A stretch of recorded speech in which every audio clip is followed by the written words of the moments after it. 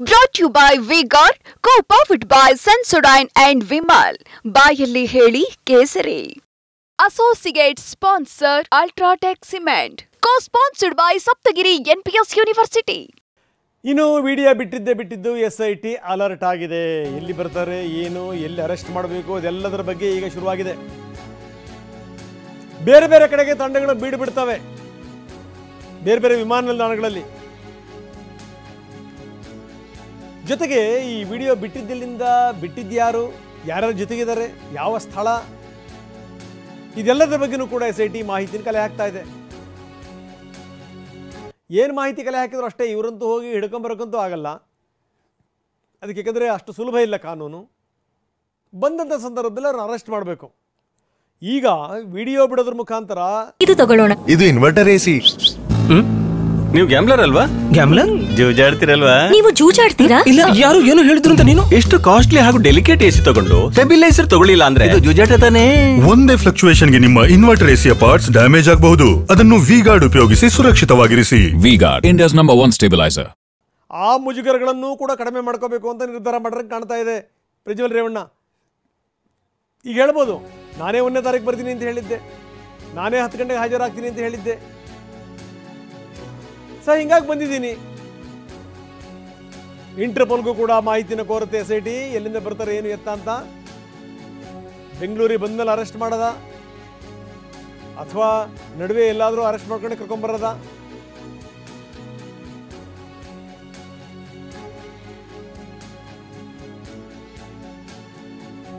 ಬರೀ ಕಿರಣ್ ನಮ್ಮ ಜೊತೆ ಸಂಪರ್ಕದಲ್ಲಿದ್ದಾರೆ. ಕಿರಣ್, ಭಾಳ ಗಮನಿಸಬೇಕಾದಂಥ ಸಂಗತಿ, ಈಗ SIT ಅಲರ್ಟ್ ಆಗಿದೆ ಅಂತ ಮಾತನ್ನು ನಾವು ಹೇಳ್ತಾ ಇದ್ದೀವಿ. ಯಾಕಂದರೆ ಈಗ ನಾನೇ ಬರ್ತೀನಿ ಅಂತ ಹೇಳಿದ ಮೇಲೆ SIT ಅಲರ್ಟ್ ಆಗುವಂಥದ್ದು ಏನು, ಬಂದಂಥ ಸಂದರ್ಭದಲ್ಲಿ ಹಿಡ್ಕೊಂಡು ಹೋಗ್ತಾರೆ, ಅದು ಗೊತ್ತಿರುವಂಥ ಸಂಗತಿ.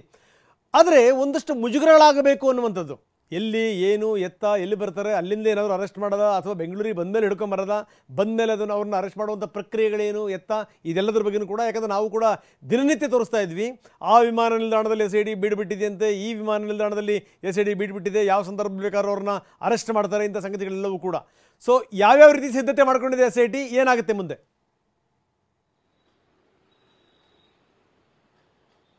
ಮುಖ್ಯವಾಗಿ ಪ್ರಜ್ವಲ್ ರೇವಣ್ಣ ಬೆಂಗಳೂರನ್ನ ತರೆದು ಇಲ್ಲಿಗೆ 1 ತಿಂಗಳು ಕಳೆದಿದೆ. ಮುಖ್ಯವಾಗಿ ಆತ ಹೋಗಿದ ತಕ್ಷಣ ಆತನ ಮೇಲೆ FIR ದಾಖಲಾಯಿತು, SIT ರಚನೆ ಆಯಿತು. ಇಮಿಡಿಯೇಟ್ ಆಗಿ ಏನು FIR ದಾಖಲಾಯಿತು ಅದು ಇಮಿಡಿಯೇಟ್ ಆಗಿ SITಗೆ ತನಿಖೆಗೆ ಒಳಪಡಿಸಲಾಯಿತು. ಇದು ಒಂದ್ ಕಡೆ ಆಯಿತು.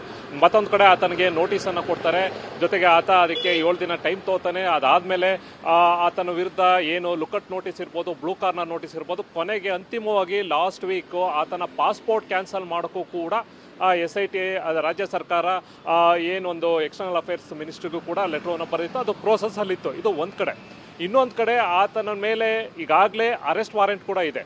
ಆತನ ಲುಕೌಟ್ ನೋಟಿಸ್ ಇರೋದ್ರಿಂದ ಆತ ಹೊರಗಡೆಯಿಂದ ಬಂದ ತಕ್ಷಣ ಏರ್ಪೋರ್ಟಲ್ಲಿ ಅಲ್ಲಿರುವಂಥ ಇಮಿಗ್ರೇಷನ್ ಅಧಿಕಾರಿಗಳೇ ಆತನನ್ನು ಕಸ್ಟಡಿಗೆ ತಗೊಂಡು ಯಾವ ಏಜೆನ್ಸಿಗೆ ಈತನನ್ನು ಹುಡ್ಕಾಡ, ಯಾಕೆಂದರೆ ಅರೆಸ್ಟ್ ವಾರೆಂಟ್ ಇರೋದ್ರಿಂದ ಸಂಬಂಧಪಟ್ಟಂಥ SIT ಅಧಿಕಾರಿಗಳಿಗೆ ಗಮನಕ್ಕೆ ತರ್ತಾರೆ. ಅವನು ಮಂಗಳೂರಲ್ಲಾರು ಏರ್ಪೋರ್ಟಲ್ಲಿ ಬರ್ಬೋದು, ಅಥವಾ ಬೆಂಗಳೂರಲ್ಲಾರು ಇರ್ಬೋದು, ಅಥವಾ ಸಿ ಪೋರ್ಟಲ್ಲೂ ಆದರೂ ಕೂಡ ಬರ್ಬೋದು. ಯಾವುದೇ ಪೋರ್ಟ್ ಅಂದರೆ ಅದು ಏರ್ಪೋರ್ಟು, ಸಿ ಪೋರ್ಟ್ ಎಲ್ಲೇ ಇದ್ರೂ ಕೂಡ ಆತ ಒಳಗಡೆ ಎಂಟ್ರಿ ಆದ ತಕ್ಷಣ, ಪಾಸ್ಪೋರ್ಟ್ ಕೊಟ್ಟು ಚೆಕ್ ಇನ್ ಆದ ತಕ್ಷಣ ಇಮಿಡಿಯೇಟಾಗಿ ಆತನಿಗೆ ಆ ಒಂದು ನಂಬರ್, ಆತನ ಪಾಸ್ಪೋರ್ಟ್ ಏನು ನಂಬರ್ ಇರುತ್ತೆ, ಇಮಿಡಿಯೇಟಾಗಿ ಅಲರ್ಟ್ ಬರುತ್ತೆ. ಆತನನ್ನು ಅಲ್ಲಿದ್ದಂಥ ಅಧಿಕಾರಿಗಳು ಕಸ್ಟಡಿಗೆ ತೊಗೊಂಡು SITಗೆ ಕೊಡ್ತಾರೆ. SIT ಅಧಿಕಾರಿಗಳು ಆತನನ್ನು ಏರ್ಪೋರ್ಟಲ್ಲೇ ಅರೆಸ್ಟ್ ಮಾಡಿದ್ರೆ ಆತನನ್ನು ನೇರವಾಗಿ ಕರ್ಕೊಂಡ್ಬಂದು ಮೆಡಿಕಲ್, ಯಾಕೆಂದರೆ ಅವನ್ನ ಮತ್ತೆ ಕಸ್ಟಡಿಗೆ ತೊಗೊಂಡು ವಿಚಾರಣೆ ನೇರ ಯಾಕೆಂದರೆ ಅರೆಸ್ಟ್ ವಾರೆಂಟ್ ಇರೋದ್ರಿಂದ ನ್ಯಾಯಾಲಯದಿಂದ ಈಗಾಗಲೇ SIT ಅಧಿಕಾರಿಗಳು ತೊಗೊಂಡಿದ್ದರಿಂದ ಆತನನ್ನು ಇಮಿಡಿಯೇಟಾಗಿ ಕರ್ಕೊಂಡು ಆತನ ವಿಚಾರಣೆಗೆ ಮೆಡಿಕಲ್ ಮಾಡಿಸ್ಕೊಂಡು ವಿಚಾರಣೆ ಮಾಡ್ಕೊಂಡು ಮತ್ತೆ ಪೊಲೀಸ್ ಕಸ್ಟಡಿಗೆ ಅಂದರೆ SIT ಕಸ್ಟಡಿಗೆ ತಗೊಳ್ಳುವಂಥದ್ದು ಇದು ಇರುವಂಥ ಪ್ರೊಸೀಜರು. ಈಗ ಇರುವಂಥದ್ದು ಆತ ನೇರವಾಗಿ ಹೇಳ್ತಾ ಇರೋದು 31ನೇ ತಾರೀಕು ನಾನು 10 ಗಂಟೆಗೆ SIT ಕಚೇರಿಗೆ ಬರ್ತೀನಿ ಅನ್ನೋ ಒಂದು ಮಾತನ್ನು ಇರ್ತಾನೆ. ಅಂದರೆ ಆತನನ್ನು ಏರ್ಪೋರ್ಟಲ್ಲೇ ಅರೆಸ್ಟ್ ಮಾಡ್ತಾರೋ ಅಥವಾ ಇಲ್ಲಿ ಬಿಟ್ಟು ವೆಯ್ಟ್ ಮಾಡ್ತಾರೋ, ಯಾಕೆಂತಂದರೆ ಇಲ್ಲಿಗೆ SIT ಅಧಿಕಾರಿಗಳು ಈಗ ವೆಯ್ಟ್ ಮಾಡುವಂಥ ಚಾನ್ಸ್ ತೊಗೊಳ್ಳುವಂಥದ್ದು ಇಲ್ಲವೇ ಇಲ್ಲ. ಅಥವಾ ಈಗೊಂದು ವಿಡಿಯೋ ಮಾಡಿ ಸದ್ಯಕ್ಕೆ ಇದನ್ನು ಇನ್ನೊಂದು ಸ್ವಲ್ಪ ಡ್ರ್ಯಾಗ್ ಮಾಡೋದು, ಅಥವಾ ಇಲ್ಲಿಗೆ ಒಂದು ಸಂಬಂಧಪಟ್ಟ, ಯಾಕೆಂದರೆ ಜೂನ್ 1ಗೆ ಎಲೆಕ್ಷನ್ಸ್ ಕೂಡ ಇದೆ, ಜೂನ್ 4ಗೆ ರಿಸಲ್ಟ್ ಕೂಡ ಇದೆ. ಈ ಸಂದರ್ಭದಲ್ಲಿ ಒಂದಷ್ಟು ದಿನ ಡ್ರ್ಯಾಗ್ ಮಾಡಬೇಕು, ಅಥವಾ ಈ ಒಂದು ಪಾಸ್ಪೋರ್ಟನ್ನು ಪ್ರೋಸೆಸ್ ಶುರು ಮಾಡಿದ್ರು, ಎಲ್ಲರ ಒಂದು ಕಡೆ ಆ ಪಾಸ್ಪೋರ್ಟನ್ನು ಫ್ರೀಸ್ ಆದರೆ ಇಮಿಡಿಯೇಟಾಗಿ ಅಲ್ಲಿ ಎಂಬೆಸಿಗೆ ಹೋಗಿ ಆತ ಅಲ್ಲಿಂದ ಸ್ಪೆಷಲ್ ಪರ್ಮಿಷನ್ ತೊಗೊಂಡು ಬರಬೇಕಾಗುತ್ತೆ. ರಿಕ್ವೆಸ್ಟ್ ಮಾಡಿಕೊಂಡು ಅವೆಲ್ಲವೂ ಕೂಡ ಕಾನೂನಾತ್ಮಕ ಬಹಳಷ್ಟು ಕಠಿಣವಾಗುತ್ತೆ. ಯಾಕೆಂತಂದ್ರೆ ಹಾಗಾಗಿ ಆತ ಈ ಒಂದು ಪ್ರೋಸೆಸ್ ಅನ್ನ ಪಾಸ್ಪೋರ್ಟ್ ಅನ್ನ ಕ್ಯಾನ್ಸಲ್ ಆಗೋ ಮುಂಚೆನೆ ಆತನ ಇಲ್ಲಿ ಬರೋಕ್ಕೆ ಪ್ಲಾನ್ ಮಾಡಿದನೋ ಅಥವಾ ಒಂದು ವಿಡಿಯೋ ಮಾಡಿ ಸದ್ಯಕ್ಕೆ ಒಂದು ಸ್ವಲ್ಪ ದಿನ ಡ್ರ್ಯಾಗ್ ಮಾಡೋಕೋ ಅಥವಾ ನಿಜವಾಗ್ಲೂ ಆತ ಏನಾರ ಬಂದು ನೇರವಾಗಿ ಆ ವಿಡಿಯೋದಲ್ಲಿ ಹೇಳ್ದಂಗೆ ಅವನು ಬಂದು ಆ SIT ಅಧಿಕಾರಿಗಳ ಮುಂದೆ ಹಾಜರಾಗ್ತಾ. ಯಾಕೆಂದ್ರೆ ಹಾಜರಾಗಕ್ಕೆ ಖಂಡಿತ ಚಾನ್ಸ್ ಕೊಡಲ್ಲ SIT ಅಧಿಕಾರಿಗಳು. ಏರ್ಪೋರ್ಟ್ ಅಲ್ಲಿ ಆತನನ್ನ ಅರೆಸ್ಟ್ ಮಾಡಿಕೊಂಡು ಆತನನ್ನ ಎನ್ಕ್ವೈರಿ ಮಾಡ್ತಾರೆ. ರಂಗನಾಥ್. ಓಕೆ ಕಿರಣ್, ನೀವು ಹಾಗೆ ಸಂಪರ್ಕದಲ್ಲಿ ಇನ್ನಷ್ಟು ನಾನು ಮಾತಾಡ್ತೀನಿ. Brought you by V Guard, co powered by Sensodyne and Vimal. ಬಾಯಲ್ಲಿ ಹೇಳಿ Kesari. Associate sponsor UltraTech cement. Co sponsored by Saptagiri NPS university.